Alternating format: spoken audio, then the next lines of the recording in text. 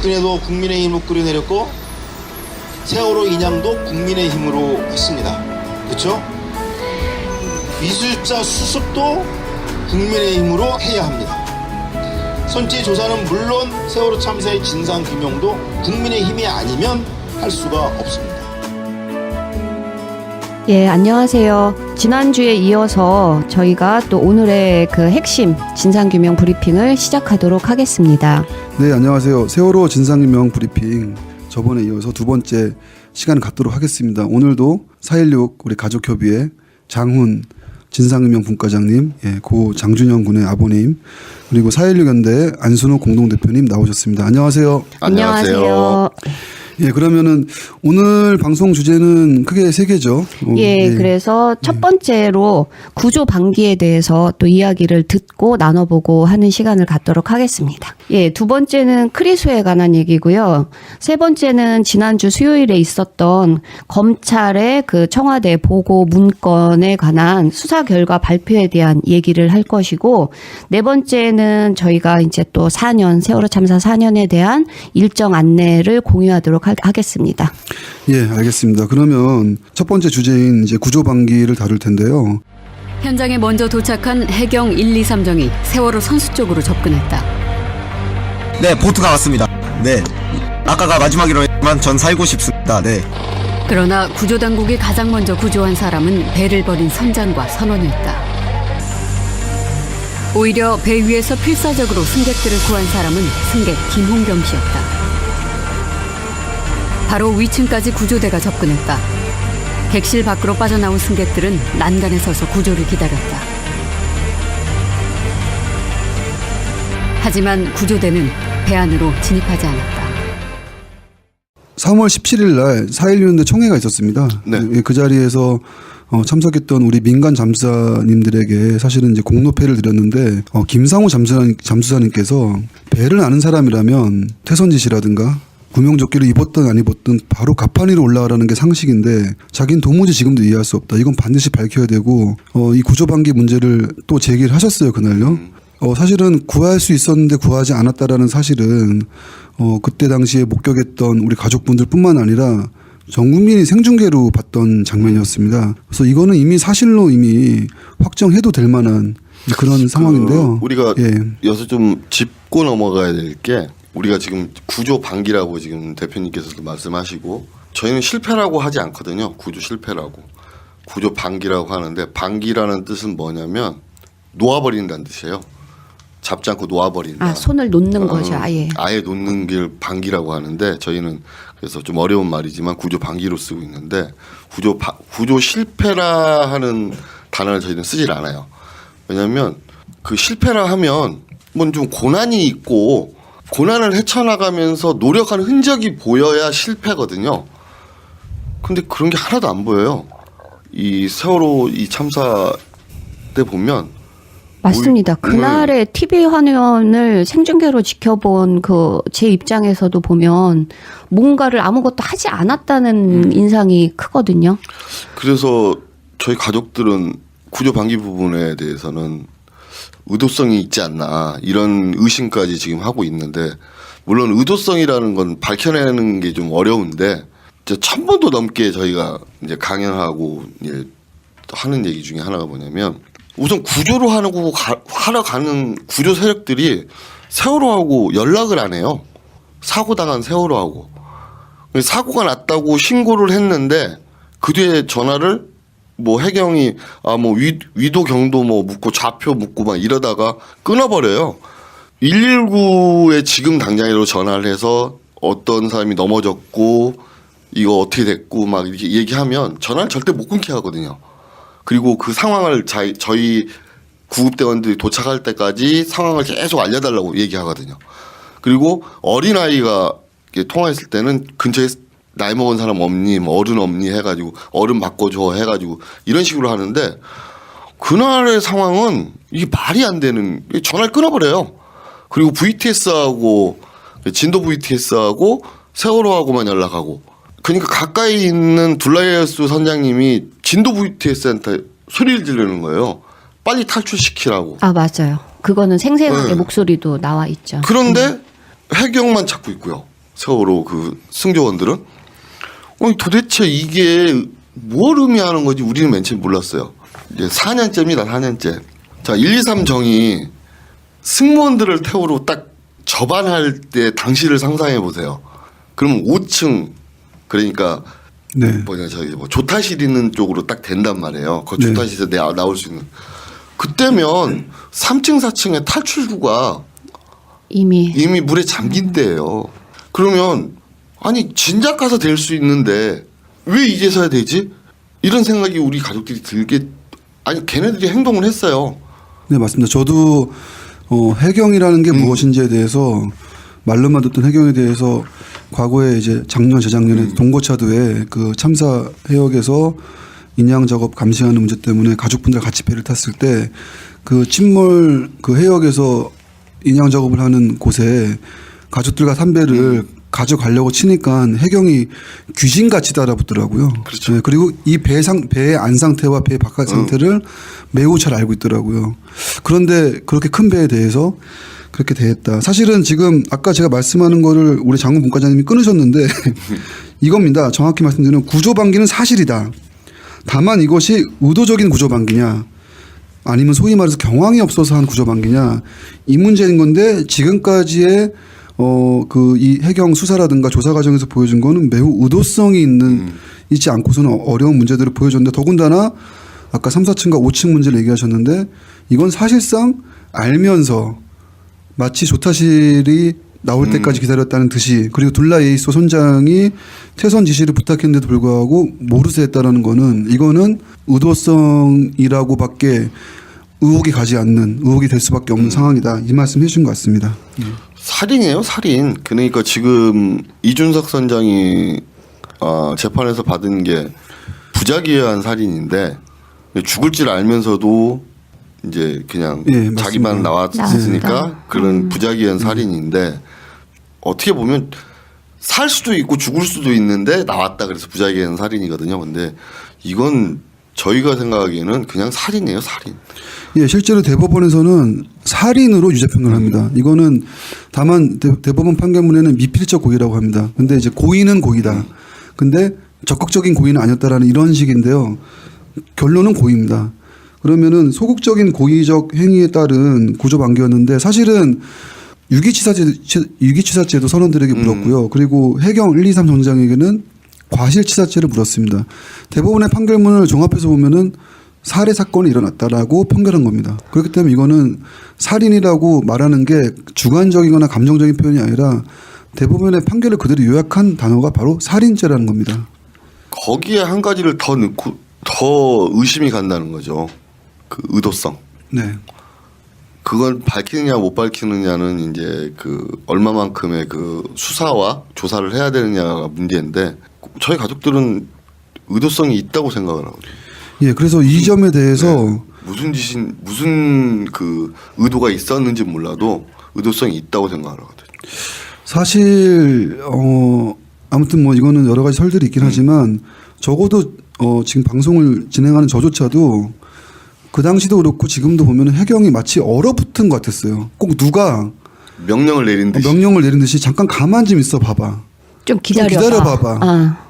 근데 실제로 청와대가 교신을 보냈던 내용이 거기 영상 좀 보내봐봐. 도대체 무슨 상황이야. 화면 좀 보내봐봐. 뭐 구조 지시를 했니 안 했니를 묻지도 않았단 말이죠. 저는 이런 걸 종합해 봤을 때는 해경이 심지어 육경도 아닌 해경이 뭐 바다에서는 뭐 어느 정도 폼을 잡을지 몰라도 별로 힘이 없는 게 해경 아닙니까 사실은. 그러면 해경 위에 누군가가 이른바 구조 지휘 라인 윗선에서 뭔가가 작용했을 거라고밖에 볼 수 없다. 요 근래 그 유람선이나 이 대형 어선들 대형 그 선박들 지금 사고들이 지금 한 3건 연거푸 터졌죠. 예. 전원 구조 다 됐죠. 예. 그게 원래 그게 해경의 원래 본래 모습이거든요. 그러니까 침수되고 있는 배에 들어가서 물을 빼내고 이게 원래 해경의 모습이었는데 왜 유독 세월호에서만 그런 모습이 안 보이냐는 거죠. 단 한 명도 승객들이 있는 객실에 들어가 보질 않아요. 그러니까 생존 학생도 증언을 하잖아요. 탈출한 거라고 구조받지 못한 거고. 아니 그러니까 170명이 넘는 사람들을 자기네들은 구했대요. 근데 그들한테 이제 생존하신 분들한테 물어보면 학생들이나 자기들은 다 탈출했다는 거예요. 구조받지 못했다는 거예요. 다 탈출했다는 거지. 함부로 욕까지 얻어먹으면서. 원래는 이제 안산에서 합동문양소에서 회의가 있었는데 오는 길에 근데 올라가다가 사실 가슴 아픈 얘기 들었습니다. 그 영석이가 5일 만에 올라왔대요. 네. 근데 이제 5일 만에 올라왔는데 의사가 심장 체크를 다시 했대요. 왜냐하면은 입술이 빨갛고 바로 그러니까 사망한 지 얼마 되지 않았다. 너무 그래서 심장을 체크해봤는데 의사는 계속 몇 시간밖에 되지 않은 상태라고밖에 볼 수가 없다. 그래서 영석이가 가슴 아픈 얘기지만 얼굴이 멀쩡했대요. 근데 손가락만 피멍이 들었다고 합니다. 이 얘기는 즉슨 구조할 수 있는 어떤 그런 시간과 어떤 그런 과정이 유효했을 수 있다라는 것을 의미하는 거잖아요. 그거는 이제 에어포켓 문제인데 네. 저 배는 에어포켓이 존재할 수 없는 배예요. 사실 영석 어머니도 그런 얘기를 하셨어요. 에어포켓이라기보다는 아마 바닷물 때문에 뭐 부패가 안 됐을 것 같은데 어쨌든 간에 의사가 너무 깜짝 놀랄 정도로 그 입술이 빨갰고 근데 이 손가락에 피멍이 든 것 자체가 당시의 사투를 보여주는 흔적이라는 거죠. 그러니까 아까 말씀드렸던 그 선원들 탈출할 당시 저희 가족들은 그런 이게 막 생각이 계속 나는 게 뭐냐면 탈출구는 막혔고 물은 들어오는데 나갈 길은 저 20m 낭떠러지가 되는 거예요. 배의 폭만큼 배가 기울어져 있으니까. 예. 뭐 60도 이상 기울었으니까 뭐 그때는 그러면 못 올라가요. 성인이 저도 못 올라가요. 그런데 거기를 아이들이 이제 올라가려고 했을 거 생각하면 가슴이 먹먹하죠. 예, 당시에 분명히 창문을 두드리면서 살려달라고 애원했습니다. 근데 해경은 실제로 도끼로 깬다거나 이런 행위를 하지 않았죠. 그래서 못 본 척 지나가고. 예, 사실은 그때 골든타임 이 시간대에 박근혜는 구조 지시를 했다라고 주장했지만 이번 검찰 수사 결과 발표에서는 그때 구조 지시가 없었다라는 게 드러났는데요. 이 점에 대해서는 잠시 한 5분 뒤에 집중적으로 검찰 수사 결과를 파헤치는 걸 하겠습니다. 저는 사실 드리고 싶은 말씀이 하나 있습니다. 뭐냐면은 가족들이 참사 현장을 이제 당도한 무렵부터 16일이죠. 그때부터 4월 19일까지 약 72시간이 흐르는 시간 동안에 그러니까 골든타임 때도 구조가 없었지만은 그 이후에도 어떻게든 구조를 하려는 행위가 없었다라는 것을 3일 동안 지켜보게 됩니다. 3일 동안 지켜본 결과 가족들이 진도대교를 향해서 이제 청와대를 가려고 했던 거죠. 버스를 대절해서. 근데 버스 대절을 가로막으니까는 이제 행군을 하셨는데 그때 이렇게 구호를 외치셨습니다. 정부는 살인마, 아들, 딸 살려내라.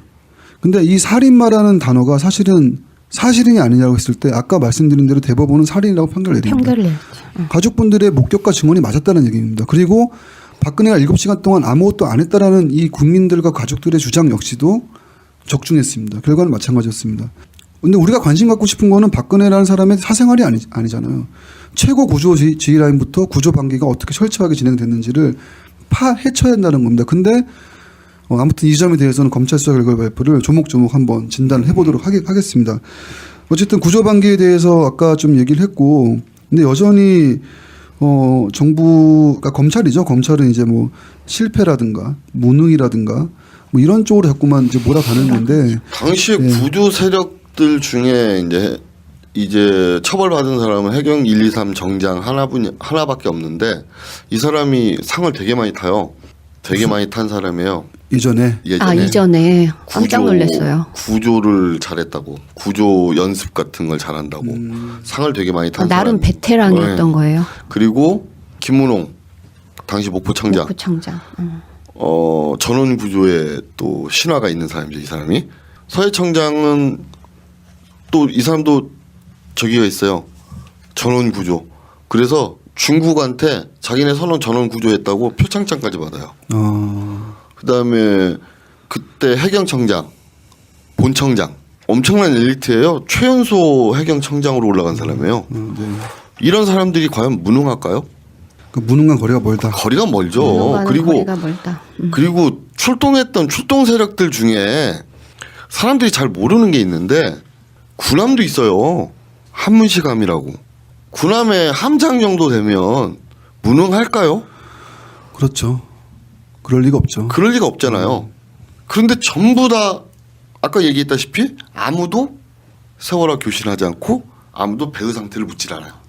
그러니까 선체 상황을 묻지 않았다고 이 책에도 보면 진상규명 어디까지 왔나 그 책에 보면 그게 끊임없이 네. 문제 제기가 되고 있던데. 선체 상황을 알아야 안에 있는 사람의 상태들을 알아야 구할 수 있는데 묻질 않아요. 그냥 빠져나온 사람들만 탈출한 사람들만 걷어들이는 거예요. 이거 뭐 이삭 죽기도 아니고. 저는 그래서 이 지점에서 한번 궁금한 게 1, 2, 3 정장에게 개인 핸드폰에도 교신했던 기록 전면 다 그리고 뭐 말씀드린 목포청장, 서해청장, 본청장까지 이들의 핸드폰 수신 송수신 기록 그리고 어떤 교신 기록 관련된 게 싹 다 확보된 조사된 적이 있는지 없죠. 없는 거죠. 왜냐하면 우선 수사 대상에서 빠졌고 수사에서 아예 빠졌다. 아예 빠졌죠. 그 다음에 감사원에서 감사는 들어갔었어요. 자체 징계 네. 감사는 들어갔었는데 수사는 아예 그 사람들이 다 빠졌죠. 충격적이네요. 저는 지금 충격받았습니다. 지금. 뭘 충격을 받아요? 아니 세월호는 그렇게 이런 걸로 충격받으면 안 돼요. 세월호는 너무 어마어마한 것들이 자주 나와서 그러니까 계속 지난주 수요일도 그랬고 황전원 얘기도 그렇고 선주 얘기도 그렇고. 그러면 진짜 저기 유경근 집행위원장님이 평소에 왜 세월호만 그러냐고 묻는 게 이게 감상적인 그게 아니에요. 그게 예. 아닌. 아니 어떻게 해경을 다 드러내도 모자를 파네 수사를 대상에서 제외하다니요? 박근혜 대통령이 이런 얘기를 해요. 해경이 잘못했고 해경이 구조를 실패했고 이건 전적으로 해경이 잘못이다. 그래서 해경을 해체한다. 해체하겠다. 그래서 아예 수사를 못하게 만들었군요. 해체됐으니까. 그 이유가 있었을. 아니 이게 해체를 했으면 직위를 상실하고 그 다음에 일을 못 해야 되잖아요. 일은 해요. 2016년 말이랑 2017년 초에 대통령의 당시 7시 행정 문제가 문제되면서 청와대에서는 자기네는 뭔가 보고가 지시가 있었다고 하면서 해경청장이랑 통화까지 했다고 했습니다. 박근혜가. 근데 이번에 그게 통화한 게 사실로 드러났나요? 아니 통화했다고 하는데 네. 그 통화 내역을 보여줘야지. 네. 그러면 이것도 다 뻥이군요. 아니 통화 내역을 보여줘야 통화를 했는지 안 했는지 알지. 그렇죠. 언제 몇 시 몇 그리고- 분에. 그리고 과연 박근혜 대통령이 해경 본청장의 전화번호를 알고 있었을까? 예, 근데 사실은 이건 일기 특조위 당시에 강제 해산된 일기 네. 특조위가 사실은 성과가 일부 있었어요. 그러니까 이거는 도저히 불가능한 거다라는 것을 입증한 게 청문회 때 밝혀졌습니다. 근데 해경청장은 사실은 전화 받긴 받았어요라고 약간 얼버무리죠. 사실은 명확하게 근거를 제시하지 못했습니다. 이런 거요. 청와대에서 전화 왔다고 박근혜 대통령이 전화한 게 아니잖아요. 청와대에서 전화할 사람은 되게 많아요. 그렇죠. 그 당시 뭐 김장수나 김관진이나 뭐. 민정수석이라든가 민정수석도 있고 다 있어요. 안보수석도 뭐 있고. 아무튼 비서실이 어마어마하잖아요. 네. 거기서 왔을 수도 있고 아니면 NSC에서 왔을 수도 있는데 국가안보실에서 왔을 수도 있는데 그냥 청와대라고 얼버무려 버리면 그 박근혜 대통령이 직접 하게 된 거 이게 말이 안 되는 거거든요. 이게 사실은 그 당시 해경청장부터 싹 다 지금 수사를 해야 되는 거 아닙니까? 조사를 해봐서 목표는 그거예요. 이 사람들 전부 다 살인죄로 기소하는 게 저희 목표예요. 가능할지 불가능할지 모르겠지만 저희 가족들이 생각하는 건 이 사람들은 자이든 타이든 살인을 범한 살인자들이에요. 그것도 304명이나. 실제로 해경 1, 2, 3 정장 김경일 정장의 대법원 사법부에서는 정부 책임자를 더 밝혀야 한다라고 판결문을 적시하지 않았습니까? 이 사람한테 혼자한테만 이 모든 책임을 지기에는 너무 크다. 맞아요. 판결문에 그렇게 나왔죠. 너무 커서 그리고 또 위에 있는 사람들이 구조를 방해한 흔적도 보인다. 이런 얘기까지 네, 나오죠. 맞습니다. 그래서 이 책임 범위를 더 넓혀야 된다. 이렇게 나오죠. 참 그러면 김경일 정장이 좀 많이 억울할 수도 있겠네요. 아니 억울할 건 없고요. 그 사람이 없어요? 억울할 건 없고요. 네. 그러니까 억울할 게 없는 죄를 진 사람이 맞는데 자기 혼자 다 뒤집어 쓴 건 억울할 수 있겠다. 이런 참사도 처음이지만 이런 판결도 처음인 거예요. 왜냐하면 구하지 못한 것, 자기들 말로 구하지 못한 걸로 판결을 받은 건 재판을 받은 건 이번이 처음이에요. 전 세계적으로 2건 있어요. 한 건은 일본에서 다리를 지키던 불꽃놀이를 하고 있는데 다리를 지키던 그 다리 위에서 불꽃놀이를 보면 좋나 봐요. 그 일본 축제 때 경비를 쓰던 그 경찰관들이 다리가 무너질 정도의 그 사람들이 올라가는데 그걸 안 막은 거예요. 아, 그래서 그 판결이 났어요. 그게 과실치사로 판결이 나서 우리나라에서는 그 판결이 없어요. 여태까지 판결이 그러니까 뭐 없어. 정부나 국가의 잘못이다라고 나온 판결이 없는 거죠. 여태까지는 없었어요. 모든 참사에 네. 있어서. 예. 사실 올해 김경일 정장이 만기 출소한 한 그날 KBS가 취재 갔지만 마치 해경 동료들이 보쌈에 가듯이 지금 데리고 갔다. 말은 뭐 자기네 말로는 해경이 아니고 뭐 가족이라고 얘기하는데 그렇게 일사불란한 건 솔직히 해경이죠. 예. 잊지 않을게 잊지 않을게 절대로 잊지 않을게 꼭 기억할게 다 기억할게 아무도 외롭지 않게. 바로 이어가겠습니다. 두 번째 주제 말씀해 주시죠. 아, 예. 두 번째 우리가 이야기 나눌 주제는요. 크리소에 관한 건데 이 크리소 하면은 생소하실 테니까 이 얘기를 또 우리 진상규명 분과장님을 통해서 들어보도록 하겠습니다. 크리소부터 설명을 좀 해주세요. 이게 한국 해양과학기술원 산하에 있는 선박해양 플랜트. 네, 선박해양 플랜트 연구소예요. 줄여서 크리소. 네, 그래서 이제 약자를 써가지고 크리소라고 쓰는데 여기서 자유항주 실험까지 2014년에 했는데 그 자유항주 실험이 정부가 발표한 그 리본 뒤집어 놓은 그 AIS 항적처럼 자유항주 실험이 안 나오는 거예요. 그러니까 항주라고 하면은 배가 이동한 길을 말하는 건가요? 자기 혼자 배가 이제 혼자서 배가 네, 움직인 길. 배를 똑같이 만들 수는 없지만 줄여서 만드는 거예요. 줄여서 만들어서 이 배를 가지고 혼자 움직이게 하는 거죠. 그 당시 상황들을 재현하려고. 네. 그래서 조건을 이제 같이 주고. 조건을 여러 가지를 주면서 그런데 이제 아무리 조건을 줘도 안 나오는 거죠.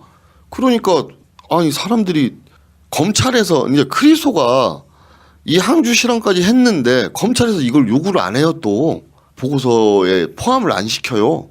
그래놓고 그냥 나머지 그러니까 그걸 제외한 먼저 발표했던 내용들 가지고 재판이 이루어진단 말이죠.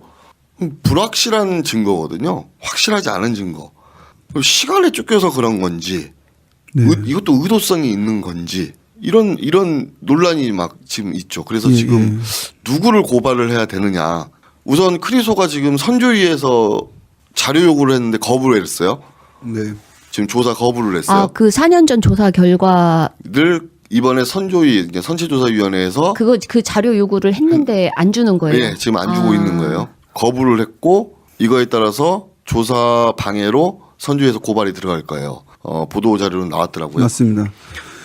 이게 자존심 싸움으로 번질 일이 아니거든요. 그렇죠. 네가 잘했네, 내가 잘했네 이거 싸움으로 번질 일이 아니고 못하면 못했다. 불완전하면 불완전하다 이렇게 솔직히 얘기하면 되는 거예요. 그런데 크리소라는 데와 그다음에 한국 성급 KR이죠. 그다음에 그 해심원 네. 그리고 뭐 여러 유수의 대학교들에서 나온 모든 보고서가 이 로우 데이터에 맞춰졌다는 거죠. 컨트롤 C, 컨트롤 V. 완전히 그렇게 됐다는 거죠. 그래서 모든 조건값을 거기다 대입을 하는 거예요. 그래서 이 곡선이 나오게끔 만드는 거예요. 그러니까 일부러 그 곡선이 나오게끔 데이터를 집어넣었다고 말씀. 자, 그러면 이 지점에서 제가 잠깐만 설명을 드리겠습니다. 첫 번째는 왜 구조반기 얘기하다가 갑자기 크리스에게 넘어갔냐 이걸 제가 설명을 드려야 될 것 같은데요. 사실은 참사의 원인 304명이 돌아가신 참사의 원인은 구조 반기와 동시에 뭐가 있냐면 침몰에 따라서 이렇게 된 겁니다. 근데 검찰이 지금 4년 전에 크리소 연구 결과를 재판으로 증거를 채택하지 않았다라는 건데 지난번 방송 분량에서 사실은 보건용 문제를 좀 다뤘었습니다. 이걸 한 번만 더 점검을 해야 될 것 같은데요. 어쨌든 크리소라는 기관은 연구소는요. 해양수산부 산하 기관인 해양과기원의 예. 부설 연구소입니다. 그렇죠. 사실은 어떻게 보면 해수부 쪽이라고 할 수 있죠. 근데 이 해수부가 여전히도 선체조사위원회에 협조하지 않고 있고 아니 하물며 지금 선체조사위원회에 있는 비상임위원인 이동건 의원이 크리소의 부원장이에요. 그런데 조사를 거부를 하고 있는 거죠. 이건 말이 안 되는 거잖아요. 크리소의 부원장이 지금 선체조사위원회 위원으로 와 있는데 네. 조사를 협조 안 하고 있고 심지어는 감추고 있고 거부하고 있다. 이게 말입니까 막걸리입니까? 예. 그러니까 맥주입니까? 예.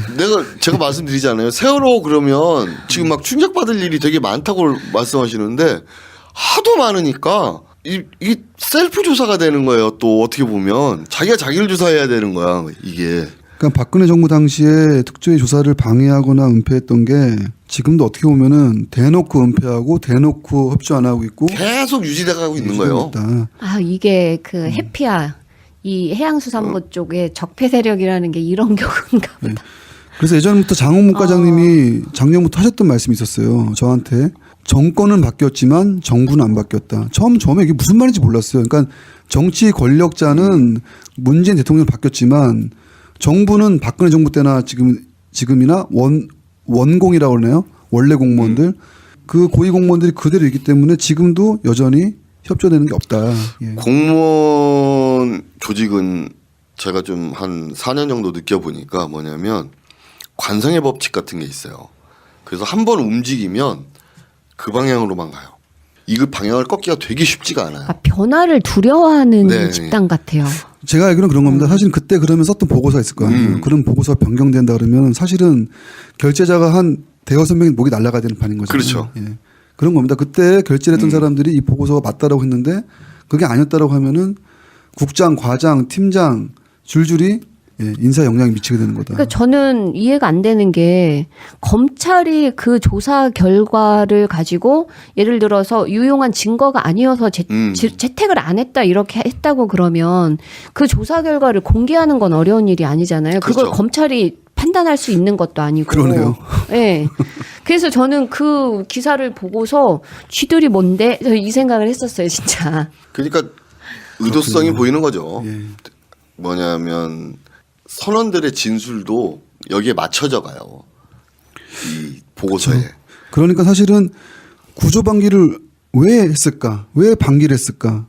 왜 그걸 감추려고 할까? 이거는 꼭 마치 침몰과 관련된 어떤 숨기고 싶은 게 있었지 않고서야 눈앞에 뻔히 살려달라고 애원하는 분들이 있었는데 왜 구조를 안 했냐. 사실은 그래서 우리가 구조 방기 얘기를 하다가 지금 크리스 얘기를 넘어간 겁니다.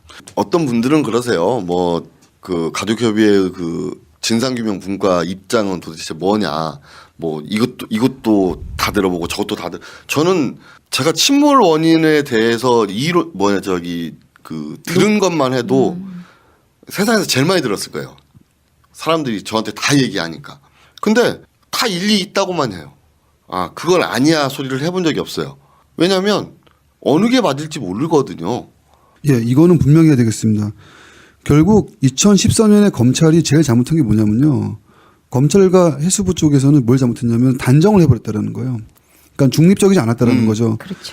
박근혜 정권의 입맛에 맞는 기소를 했다라는 거예요. 근데 그때부터 제가 하나 말씀드리고 싶은 것은 우리 가족이나 우리 국민들은 철저한 중립적 규명을 요구했다라는 거예요. 그래서 보건력 문제냐, 내부 기관의 문제냐, 외력의 문제냐 단정하지 않았어요. 지금까지도 솔직히 단정하고 싶은 마음은 굴뚝 같습니다. 왜냐하면 지금 최근에 은폐된 조사 결과도 보면은 가능성의 비중에 따라서 보면은 충분히 우리 국민들이 의혹을 가졌고 제기했던 것들이 맞아 떨어질 확률이 높습니다, 사실은요. 근데 우리 가족들은 그 얘기를 제일 하고 싶은 분일 텐데도 얘기를 안 합니다. 마지막까지 중립적인 조사 결과를 바랐기 때문에 그런 겁니다. 근데 그런 점에서 검찰이 뭘 잘못했는지를 사실은 검찰이 4년 전에 자기의 과오를 반성해야 돼요. 그렇게 치면은 지금이라도 당장 검찰은 지난날에 돌이켜보고 특별 수사팀을 꾸려가지고 수사 다시 해야 됩니다, 지금요. 지금 저희가 요구하고 있는 그 사안 중에 하나가 감사원하고 검찰하고 그러니까 정부 내에 사정기관이 있어요. 그 사정기관에서 팀을 꾸려서 세월호라는 그러니까 여러 가지 뭐 대형 참사도 있고 있겠지만 세월호 하나만큼은 끝내고 가자 하는 의지를 보여달라는 거예요. 정권이 바뀌고 지금 1년 가까이 되면 이제는 좀 눈으로 가시적으로 좀 나와야 되는 거잖아요. 그런데 이게 안 보이는 거예요. 그래서 우리 가족들이 더 고통스러워하고 더 힘들어하고 하는 이유 중에 하나죠. 그러니까 맞습니다. 자꾸만 뭔가 이게 중앙을 파는 게 아니고 지금 그러니까 이제 이따가 얘기를 나누겠지만 검찰의 수사 결과 그 발표 같은 경우도 변두리만 자꾸 얘기를 하고 있는 것 같아서 예, 전형적인- 답답한 예, 부분이 맞습니다. 많은 것 같습니다. 전형적인 수박 겉핥기죠. 그러니까 뭐 조사를 방해했느니 이제 방해한 건 잘 알겠으니까는 왜 방해했는지 도대체 뭘 숨기고 싶었던 건지 좀 더 들어가야 됩니다. 그러면은 사실은 이런 얘기 나옵니다. 이 정도면 좀 된 거 아니야? 그래도 문재인 정부가 의지가 있는 거 아니냐? 물론 그 얘기도 일리가 있습니다. 하지만 진짜 의지가 있다면 지금 들어가기 딱 좋은 때라는 거예요. 왜냐하면은 검찰 수사 결과가 얼마나 허점이 많은지를 사실은 그것만 파고들더라도요. 구조반기 구조지 라인 울성까지 갈 수 있는 단서가 열리게 됩니다. 그동안 숱한 의혹을 낳았던 세월호 참사 당일 박근혜 전 대통령의 7시간 행적이 4년 만에 검찰 수사로 드러났습니다. 자, 먼저 참사 당일 박근혜 전 대통령은 사고가 일어난 지 약 9시간 만에 중앙재난안전대책본부를 방문합니다. 왜 곧바로 가지 않았는지 궁금증이 많았었는데 그날 오후 청와대에서 최순실 씨를 만났다고 검찰이 밝혔습니다. 그 자리에서 최 씨가 중대본에 가야 한다고 제안하자 급히 미용사를 불러 머리 손질을 하고는 청와대를 나섰다는 겁니다. 이제부터 그 얘기를 좀 들어갔으면 좋겠습니다. 바로 그냥 들어가죠. 사실은 그렇죠. 국민들이 가장 분노하고 있어요. 분노하고 있고 이거는 저희 안순호 대표님하고 제가 지난 토요일 날 광화문 4.16 광장에 모인 시민들을 보고 깜짝 놀랐습니다. 왜냐하면은 적지 않은 숫자가 보였지만 이런 얘기 좀 그렇긴 한데 평소에 못 봐왔던 분들이에요. 평소에 좀 세월호에 관심 있고 적극적이신 분들은 저희가 얼굴이 좀 4년 동안 보다 보니 낯이 익은 편인데 낯이 선 분들이 많이 나오셨습니다. 아, 예, 제가 그건 확실하게 보장할 수 있는 게 저는 광화문에 4년 동안 수요일, 토요일 계속 또 주중에도 뭐 시간 날 때마다 나가서 있는데 뉴페이스들이 많았어요. 이거는 그 수요일 검찰 수사 결과에 대한 굉장히 국민들의 그 공분을 불러일으킨 것 같습니다. 예. 어찌 보면 이런 말씀드리기 좀 그렇지만 박근혜 전 대통령에 대한 면죄부를 준 게 아닌가. 오히려 예. 왜냐하면 잣대요 그냥. 좀 허탈하죠. 허탈하고 허망하게 이렇게 없습니다. 아니, 정말 허탈했어요. 아니 공무원이잖아. 공무원이면 아니 10시 20분까지 어떻게 잘 수 있지? 그러니까 거짓말인 거죠. 예, 제가 보기에는 검찰 수사 결과도 짜맞춘 것처럼. 아니 그러면 잤으면 뭐 하느라고 그 시간까지 잤는지 뭐 그런 얘기 정도는 해줄 수 있는데 근데 너무 허술했어요. 이게 그래도 이영선 행정관의 그 뭐 카드 내역을 해가지고 김밥 압구정동 백화점에서 김밥 산 카드 내역이라 하더라고요. 뭐 그래가지고 그 조금이라도 겉핥기식이라도 수박 겉핥기식이라도 밝혀냈는데 예. 그래서 저희 가족들이 수사권하고 기소권을 그렇게 주장했던 거예요. 맞습니다. 이게 없으면 저 내역을 알 수가 없어요. 거래 내역을. 맞습니다. 사실은 저는 지금 어떤 상황이라 보냐면요. 그 실타래가 복잡하게 얽힌 실타래 그 첫 시작점, 그 꼭다리 그걸 지금 발견한 거예요. 그러면 검찰이 이걸 풀어야죠. 그 잘라내려고 하잖아 네, 지금. 근데 이거를 안 풀려고 한다는 거죠. 그렇게밖에 안 보인다. 의지가 없어요. 왜냐하면 자 보세요.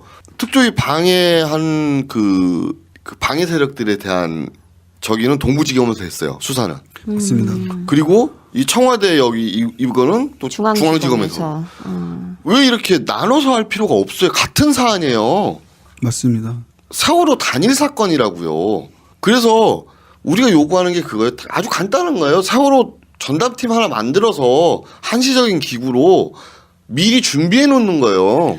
맞습니다. 이미 동부지검에 이첩된 조사방해건이랑 서울중앙지검에서 이 사건을 기소하려고 하고 있는 건데 이거 말고도 고소고발된 게 세월호가 많단 말이에요. 그렇죠. 그러면 내가 검찰총장이면요.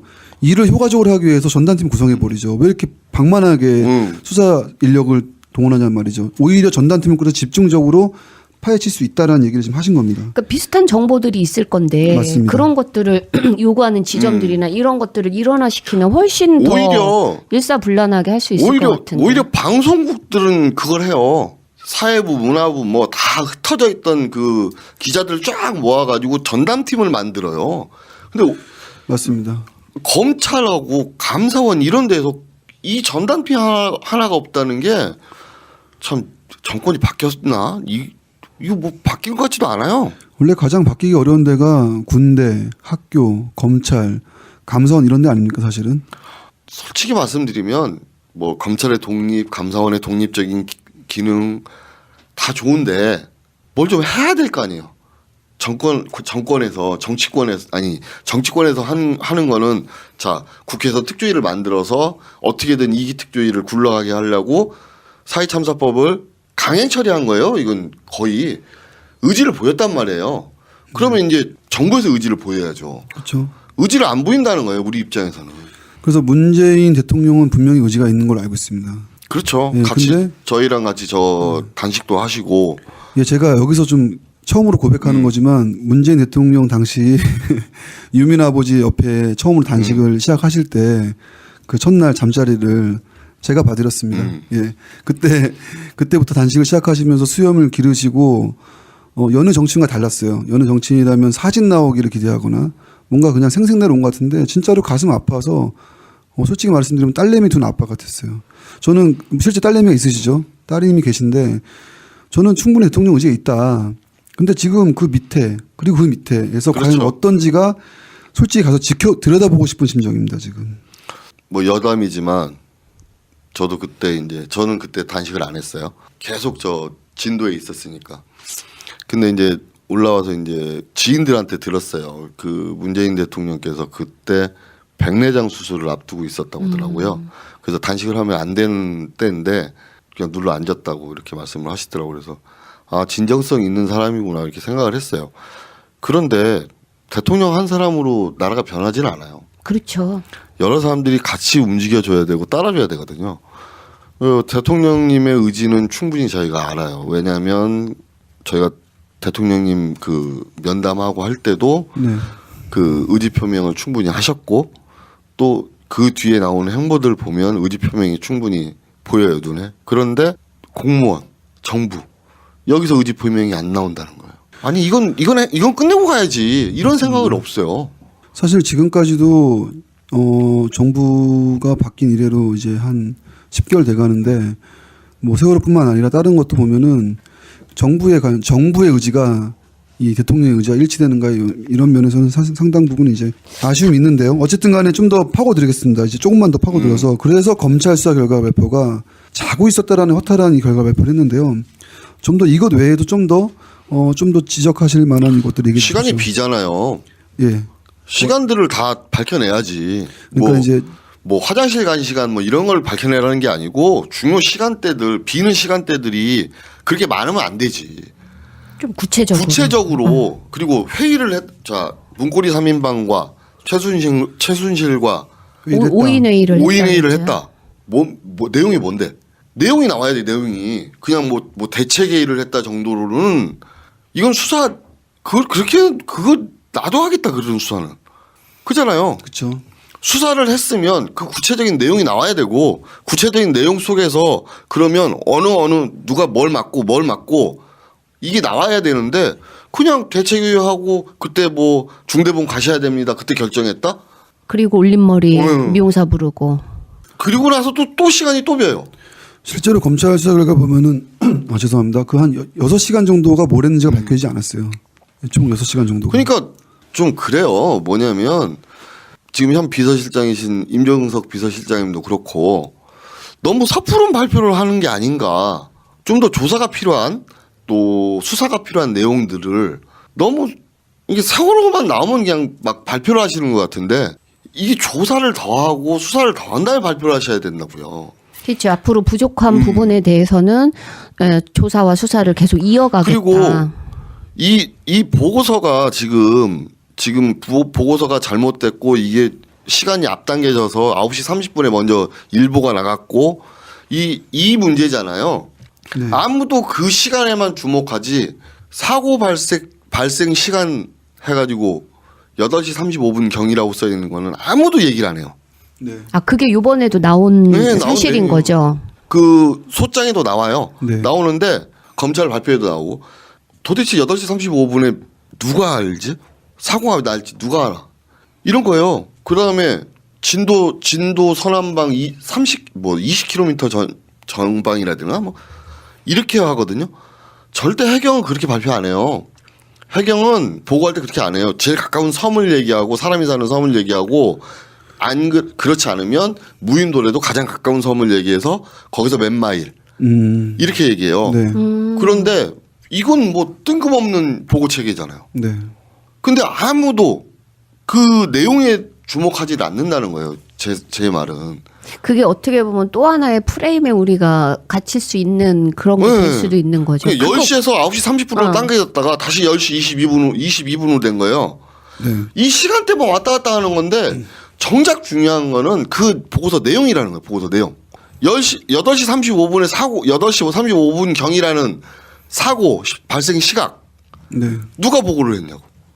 그러니까 심지어 국정원조차도 응. 9시 넘어서 뉴스를 보고 뉴스 보고 알았다는데. 알았다고 하는데 거짓말이죠. 거짓말이라고. 예. 그리고 계속 동영상 보내 한 그 이유는 뭐냐고. 또 그 인물이 누군지도 궁금. 비서실에서 했을 텐데 도대체 누구냐고. 이런 거에 대해서는 지금 아무것도 밝혀진 게 없는데 뭐 7시간 반에 그 비밀이 풀렸다 그러고 확 던져버리는 거예요. 그 풀린 게 뭐가 있냐고. 오히려 박근혜 뭐 죄송합니다만 좀 자빠져 잤다 이게 팩트가 되는 거냐고. 사실 말이 안 되는 거고요. 저는 여기서 사실은 이제 침몰과 관련해서는 크리소의 조사 결과가 은폐됐다라는 것도 사실은 이게 왜 숨길 만한 일이지? 아니 항족도가 구현 안 되면은 그건 그대로 국내에 공개하면 되는 건데. 그리고 구조반기 관련해서도 아니 잠을 잤다라는 게 무슨 수사 결과라는 거죠. 여기서 저는 다음 방송에 좀 예고하고 싶은 여기 계신 분들이랑 상의한 적이 없는데 그래서 그 배의 주인은 누구고 그래서 그 배에 왜 해경들이 얼어붙을 정도로 도대체 그 소유주가 누구냐 그게 과연 청해진 해운이냐 아니면 무시무시한 국정원이냐. 사실은 이명박 이번에 다스 때문에 구속이 되고 나서 국민들이 이런 걸 올리잖아요. 이명박 정부 당시 자살한 사람들 명단을 올리는데요. 저도 국정원 얘기만 하면 저도 좀 약간 겁이 납니다. 도대체 국정원이 실소유주 의혹을 받았고 지적사항 100가지는 그거는 뭐 사실은 빼박 힌트인데요. 소위 근데 아니다라고 한다. 말이 안 되죠. 그래서 지금 검찰도 그렇고 캐비넷 보고 때도 그렇고 왜 국정원의 국자 얘기는 안 꺼낸지 모르겠어요. 배수영 차장이 완전히 저를 탈탈 털어 먹으려고 그러는데 아니 이거 다음 주에 할 얘기인데. 네, 다음 방송 때. 완전히 탈탈 털어 먹으려고 하는데 웃긴 게 뭐냐면 청해진 해운 그러니까 김재범이나 이런 사람들의 다이어리를 보면 국정원이란 글자가 되게 많이 나와요. 그렇더라고요. 근데 이걸 검찰이 다 조사를 했어. 네. 조사를 했는데 발표를 안 해. 네. 조사했어요? 예, 다 했어요. 했겠죠. 맞아. 그 검찰이 조사해서 다시 청해진 해운 쪽에 갖다 준 걸 저희가 또 입수를 해서 다 스캔을 떴어요. 그 다이어리라는 네. 다이어리를. 네. 근데 국정원이 어느새 사라지는 거예요. 계속. 예. 자, 한 가지만 더 말씀드리자면 저희가 이제 포렌식을 해서 6월 달에 그 DVR하고 노트북을 같이 갖고 올라왔는데 그 노트북을 포렌식을 했는데 거기에 세월호를 국정원이 관리했다는 그 문서가 나와요. 그걸 발표하는 날 묘령의 여인과 함께 유대균이 잡히죠. 여기서 유대균은 유병원이 큰아들이요. 네. 네. 그러면서 국정원 저희 발표가 완전히 묻혀버렸죠. 2시간 만에? 사실은 그렇지 않아도 이와 관련해서는 그 SBS에서 지난해에 그 11월 14일경인가요? 13일경인가요? 그 블랙하우스라는 방송 첫 파일럿 방송에서 유대균이 나와서 거기에 김어준 진행자가 물어봤을 때 국정원이 그 결과를 덮으려고 당신이 있는 것을 이미 알고 있었고 관리한 거 아니냐라고 했을 때 어떤 생각이 들었냐 했을 때 그런 것 같다고 그렇게 얘기했어요. 사실은 뭐 국정원은 모를 리가 없을 것 같습니다. 지금 국정원에 대한 수사가 필요하지만 지금 그게 좀 전혀 다뤄지지 않고 있다. 그리고 어쨌든 지금 뭐 오늘 말씀드리겠던 방송 분량이 지금 45분이 다 되어 가고 있습니다. 그래서 한마디로 말해서 검찰 수사 결과는 저도 그 수사의 의도 자체가 진짜 진상규명의 의지가 있는 건지 아니면은 일정하게 사주기 앞두고 우리도 이 정도는 좀 했다라는 어떤 일종의 그 실적 올리기인 건지 뭔지는 모르겠으나 검찰은 어쨌든 발표한 결과를 공개했고 국민들이 보기에는 이거는 빙산의 일각 정도가 아니라 극히 일부분이기 때문에 더 수사를 해야 된다는 것들을 공부는 지금 사고 있습니다.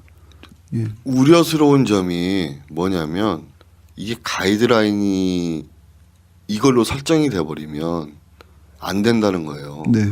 우리 국민들께서 아셔야 될 게 이건 가이드라인이 아니에요. 지금 이걸 가이드라인 삼아서 검찰이 더 이상 수사를 안 한다면 그 다음부터는 문제가 심각해지는 거예요. 이건 그냥 빙산의 일각 초동 수사한 거고요. 본 수사를 다시 해야 되는 거죠. 그래서 그 뭐 구속할 사람들 구속하면서 기소하면서 수사를 계속 해야 되는 거고요. 제일 우려스러운 점이 그거예요. 가이드라인이 되면 안 된다는 거예요. 이게 제일 중요할 것 같아요. 그런 부분들이. 예, 알겠습니다. 그러면 사실 지난번 그 방송에서 다뤘던 게 결국엔 선박의 보건성 문제가 친물 관계에 어떤 관계가 있는지 이걸 지금 방송을 다뤘었는데 좀 내용이 좀 어려웠을 거예요, 사실은요. 그래서 저는 이것을 보충하는 방송이 좀 필요하겠다라는 생각이 들고요. 어쨌든 간에 배가 30도 선수가 기울었을 때 배가 돌지 않는다.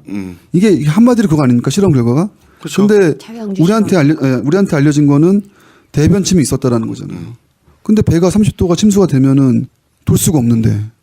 그게 왜 급작스럽게 예. 아주 크게 그러니까 이런 모순된 결과가 나왔기 때문에 사실 이 결과로만 본다면 그 배의 어떤 그런 어떤 자연적인 상태가 아니라 인위적인 상태가 아니든 바뀌든 있을 수 있다. 이런 문제인 거고 하지만 이건 여전히 실험이기 때문에 보건성 정도의 문제를 우리가 다 해명한 것이 아닐 수도 있다. 4.16 연대와 4.16 가족협의 주장은 그래서 외적인 요인이다.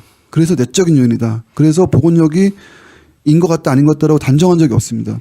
사실은 검찰 수사 결과 발표도 이 가이드라인이 있어서 안 되겠지만은 침몰 원인 조사도요. 가이드라인이 없어야 됩니다. 근데 검찰은 이때까지 보건력이 약해서 그랬어라고 가이드를 쳤던 겁니다. 저희가 요구하는 거는 가이드를 해체하고 없애버리고 전면 원점에서 원점에서부터. 재조사 수사를 하라는 그렇죠. 게 저희 얘기입니다. 예. 적어도 크리스의 조사 결과와 네덜란드 해양수 마린 연구의 결과는 이거는 물리학적으로 자연적으로 불가능하다는 실험 결과인데 이 데이터는 총 400차례 다 합쳐서 400차례 실험 결과이기 때문에 이거를 A 실험이자라고 치부할 수가 없는 거예요. 적어도 검찰의 가이드는 이미 상실했다. 그 증거 능력을. 그렇죠. 그래서 우리는 이번 4주기에 원점에서 전면적인 재조사 수사를 해야 된다라고 강력하게 요구하고 있는 겁니다. 어둠은 빛을 이길 수 없다. 거짓은 참을 이길 수 없다. 진실은 침몰하지 않는다. 우리는 포기하지 않는다. 자, 이쯤에서 이 보건력 문제에 대해서 다시 한번 다음에 방송하는 걸로 하고요. 광고를 하나 해야 되지 않겠습니까? 광고. 네, 이거 참 광고해주고 정말 싫은 건데요. 바로 황전원 문제입니다. 황전원. 그래서 우리 이 황전원이가 여전히 사퇴하지 않고 있죠. 조사 방해를 했던 자인데 황전원이 지금 버팅기고 있으면서 자기가 제2기 특별조사위원회의 소위원장이 될 거라고 지금 꿈에 부풀어 있죠. 그래서 우리의 입장은 소위원장 지명을 반대한다는 겁니다. 이와 관련해서 가족협의회 우리 장욱 문과장님의 좀 말씀 부탁드리겠습니다. 두 개가 지금 저를 지금 계속 괴롭히고 있는 문제 중에 하나가 이 황전원 씨의 문제인데 그냥 자진 사퇴해 줬으면 가장 좋은. 그 제일 그 일의 저희 가족협의회의 목적은 황전원 사퇴하라잖아요. 그렇죠. 그런데 이제 저 양반은 자진 사퇴할 마음이 없어요. 그렇다면 법에 의해서 이제 위원회 안에 내부 안에 들어가는 건데 야, 이 사람은 어떻게 하려고 그러는지 모르겠어요. 정말로. 내일 또 특조위 2차 전원회의가 예정돼 있고 4시에 예, 4시에 있습니다. 그럼 또 저희 가족들 다시 올라올 건데 어떻게 감당을 하려고 자꾸 하는 건지 오히려 좀 이거를 자기 PR적인 그 모습으로 보이려고 하는 것 같아요. 예, 무풀보다 악플이라고 자기를 지금 논란에 이걸 이른바 그런 거라고 그러죠. 그걸 뭐라고 그러죠? 그 인지도인데 그걸 노이즈 마케팅이라고 그러죠. 노이즈 마케팅. 지난주에도 지난주 1차 전원회의 때도 그날은 실검 1위였습니다. 황전원이가. 네. 결국에는 참 이것도 참 어이가 없습니다. 어이가 없는데 저렇게 버팅기고 있는 걸 자유한국당 추천이고 더군다나. 그래서 황전원이를 빨리 사퇴시키는 게 중요할 것 같은데요. 어떨까요? 그게 결국은 물리력을 써야 되는데 저희 가족들 원래 물리력을 사용한 가족들이 아니잖아요.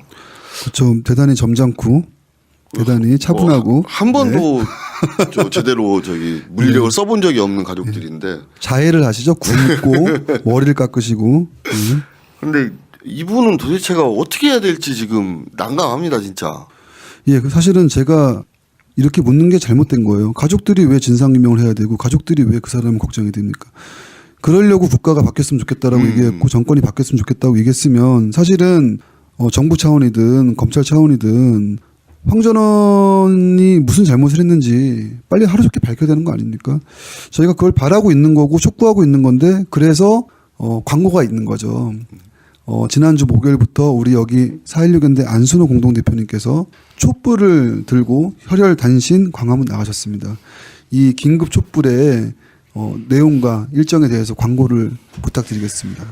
예, 지난주 수요일 검찰 수사 결과 발표를 듣고 굉장히 허탈한 마음이 들었어요. 근데 여기서 끝이 아닌데 끝인 것처럼 방송이 되는 이제 세월호 7시간 다 밝혀졌네. 이제 다 됐어.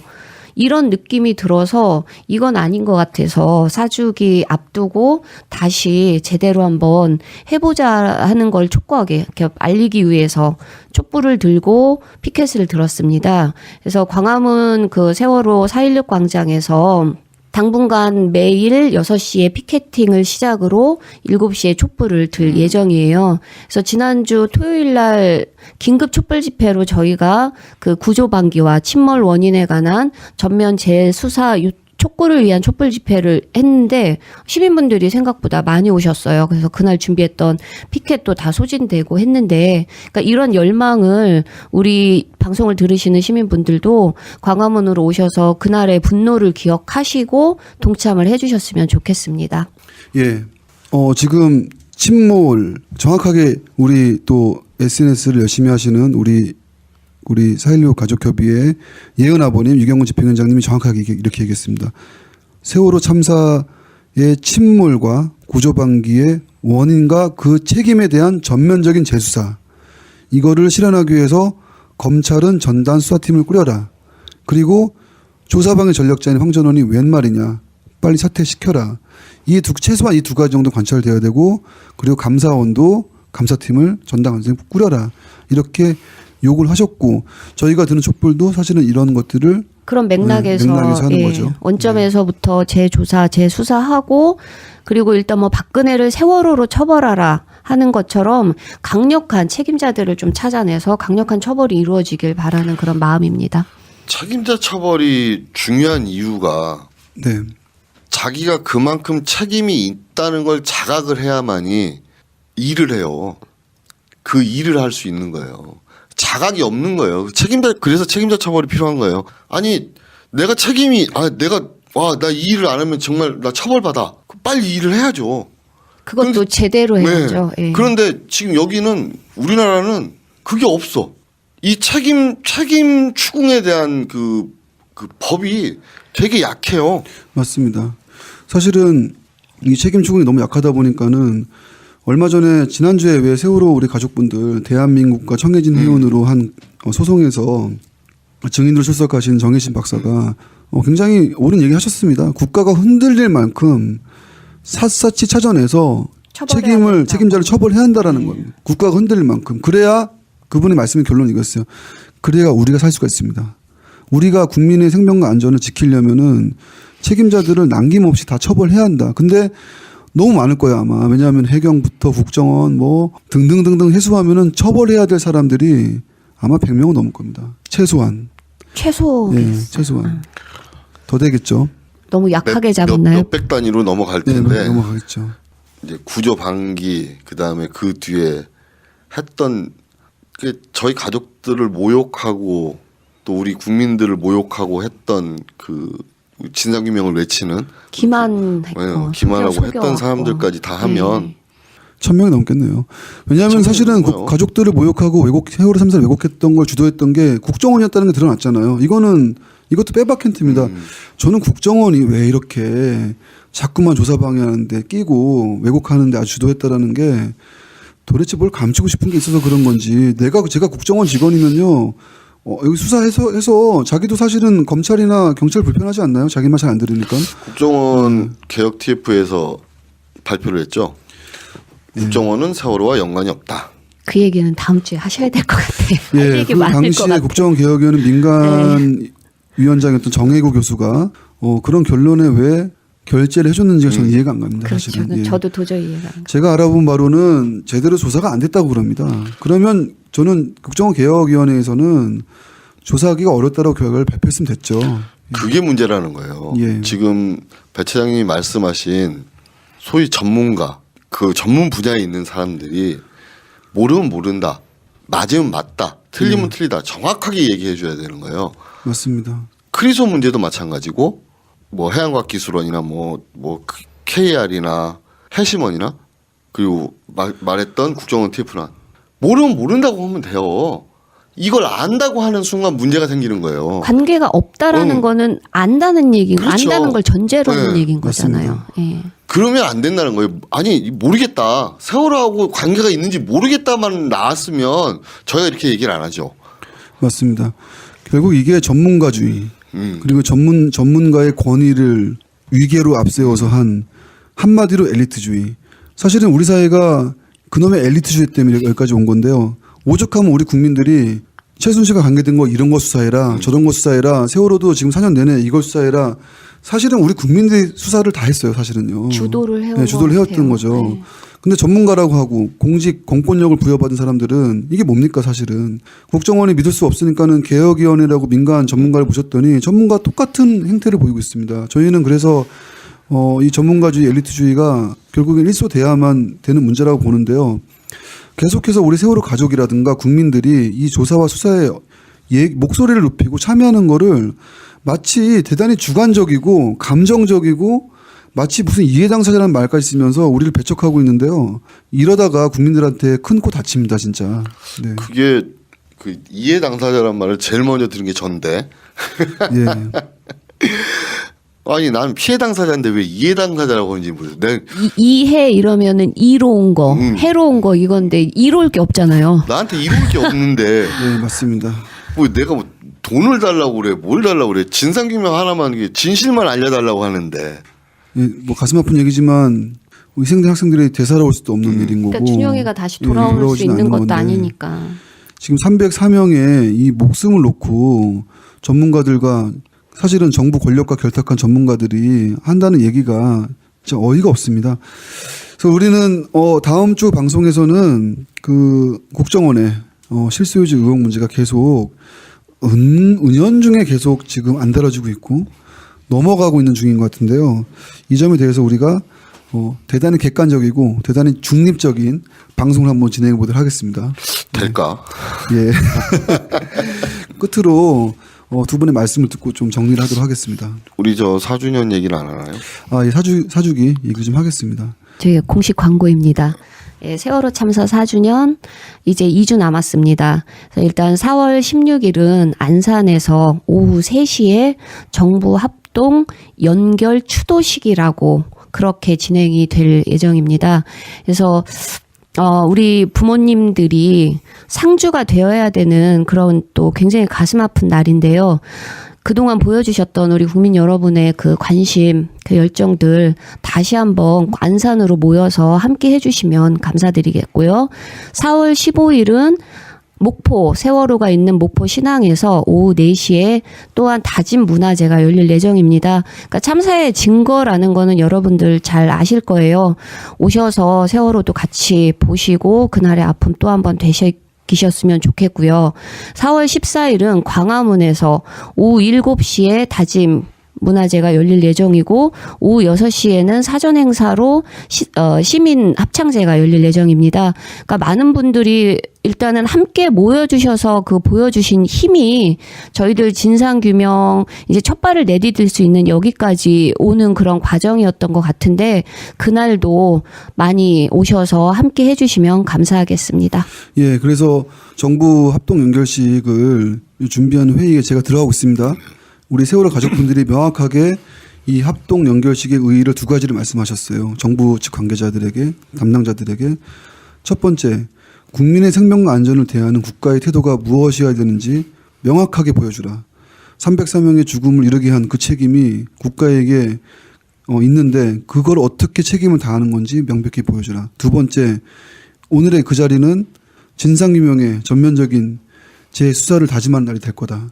이것이 우리가 세월호 가족분들이 생각하는 합동연결식의 의의다라고 명확하게 정부 주무부처 관계자들에게 전했고 그렇게 의의를 가지기로 했습니다. 그래서 우리는 그날 3시에 또 모여야 되겠고 또 두 번째는 목포신항 그리고 세 번째는 광화문 우리 상징적인 광화문 광장에 많이들 모여주셔야 될 것 같은데요.